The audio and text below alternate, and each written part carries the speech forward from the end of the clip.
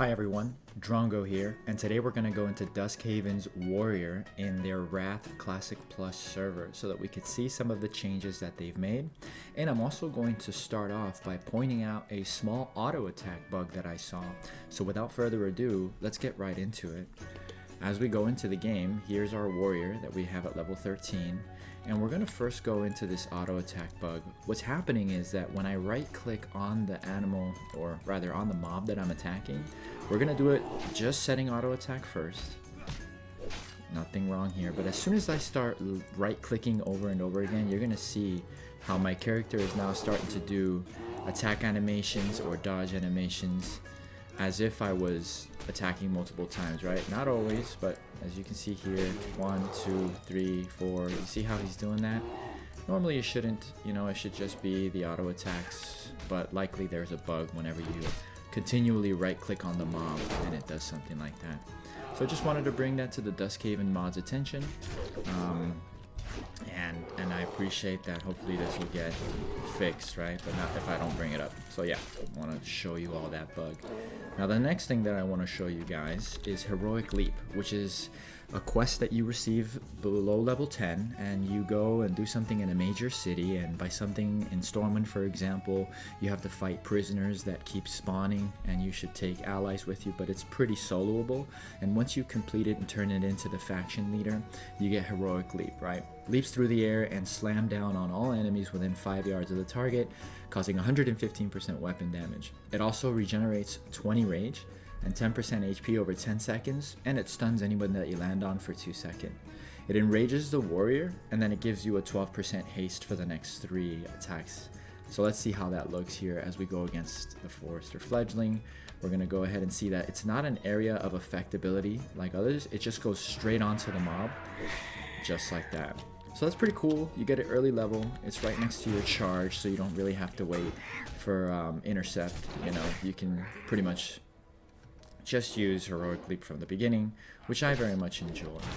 So I'm going to kill this mob here real quick, and then we're actually going to go into the changes that we've seen in the website itself so that we can take a look at the talents and see how the warrior class has been changed.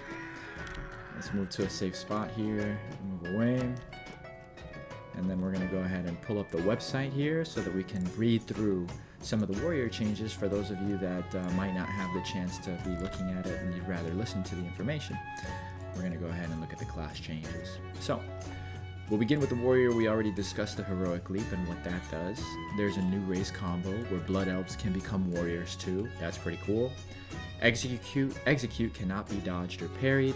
It also grants a stacking, attack power, and critical strike buff during usage when it's at max rank. And then Battle and Commanding Shout actually lasts 5 minutes instead of 2, which is a pretty nice quality of life change. When we go into the Tank Mastery, right, Protection Warrior, we see that they've made some changes, mostly buffs, and let's go through them. Your Shield Mastery reduces the shield block cooldown by 12.5 seconds, where it was 10, so it's a 2.5 second increase in cooldown reduction, pretty good. Spell damage received in defensive stance has been increased to -9%, so we have 3% more spell mitigation. On top of spell reflection, also reducing the magical damage taken by 10% while active, almost like a cooldown, right? Like a little defensive cooldown that you can use against spell damage. Very good for warriors. Damage shield increases the damage by 25% of your block value. That was 20, so we got a buff there. Vigilance reduces damage taken by 5%, so we got a 2% damage mitigation buff as well. There was a nerf to revenge damage, which is reduced by 30%. However, we have the new talent Blood and Thunder. Thunderclap affects 2 nearby enemies with rend for 12 seconds, as if they were affected by revenge. Let's take a look at where we can find that talent here in the protection, Blood and Thunder. All you gotta do is get improved Thunderclap, and you have Blood and Thunder here for one of the newer abilities. Then you also have Battering Ram. Shield Slam increases your health by 4% for 6 seconds. So a little bit of a buff there, a little additional move that you can toss into your rotation. Battering Ram, pretty cool. So that's the changes that we have for Protection Warrior. And when we go into Fury Warrior, some of you guys may be happy to find out that Titan's Grip no longer reduces the damage that you do. Instead, it grants 10% additional stamina, 3% hit chance and expertise. Blood Search at rank 2 procs cause you to go into a frenzy, which increases your haste by 15% and the damage done by 10% for 5 seconds. Your slam will also deal 50% extra damage with your offhand.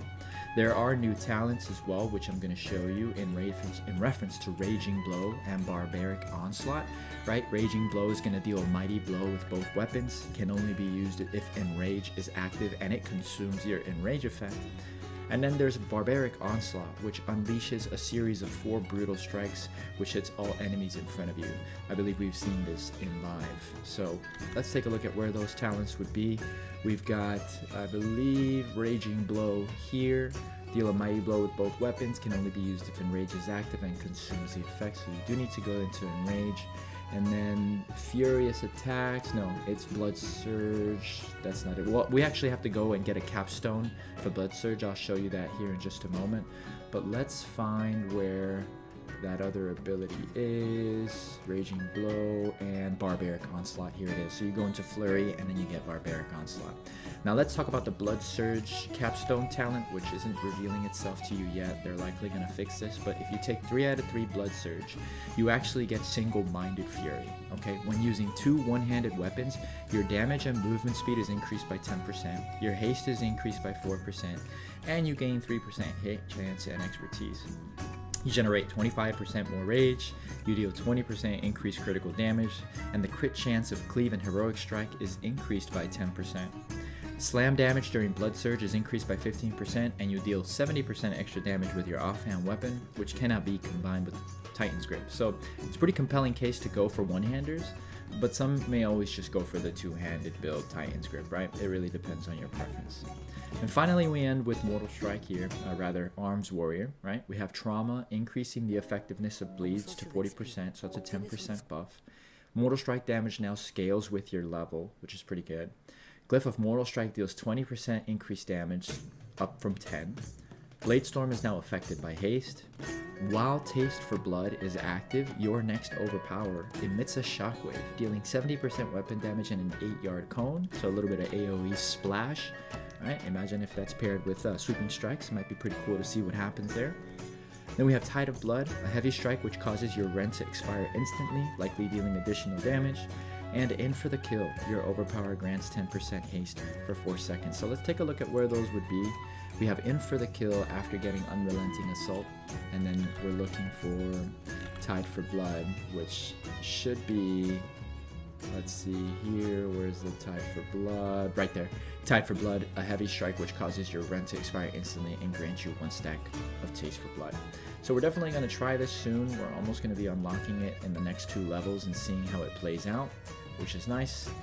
That about wraps it up for the warrior changes so far. Stay tuned as we're going to be doing a priest monk change and going through all the classes as we level them to level 10 and introduce them here on the Duskhaven Vanilla Plus World of Warcraft client server. It's been a ton of fun. Tune in to the Twitch stream, twitch.tv/Drongeaux, so that you can see the Iron Man runs that we're doing, hardcore runs that we're doing, and just generally hanging out and having a good time. Appreciate y'all watching. Stay tuned for the next one. Until next time, I'm Drongeaux. Thanks again.